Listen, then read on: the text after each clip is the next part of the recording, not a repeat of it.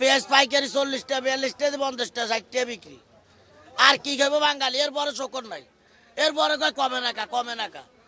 আর কত কমাবো? সব কম, আদা 120 টাকা। সব ধরনের সবজি সপ্তাহের হিসাবে 20 টাকা 30 টাকা হেক্টর মালের থেকে দেয়, কেজিতে কমে গেছে গে। কিন্তু এখন বর্তমানে কাস্টমার নাই গে আগের মতন।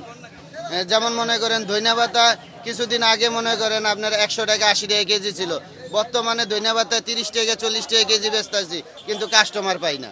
যেমন শালগম আছে, ঠিক আছে, কিছুদিন আগে 60 টাকা 80 টাকা কেজি শালগম বেচছি, এখন আপনার শালগম বেচতেছি 20 টাকা 25 টাকা কেজি, কিন্তু কাস্টমার নাই গা। আমি আমার গ্রামে খবর নিয়ে দেখছি যে এই যে শালগমটা কেজি 2 টাকা করে বিক্রি হচ্ছে। আমি আজকে সকালে আমার ছোট ভাইকে ফোন করলাম, 2 টাকা করে কেজি বিক্রি হচ্ছে। আর ঢাকায় সেটা তো এখন 20-30 টাকায় চলে আসছে। আর এটা আমরা ধরুন গত সপ্তাহে আগের সপ্তাহে 60 টাকা করে কিনছিলাম। বাজার করতে আসলে সবকিছুর দাম বাড়তি, আরো কম হওয়া উচিত।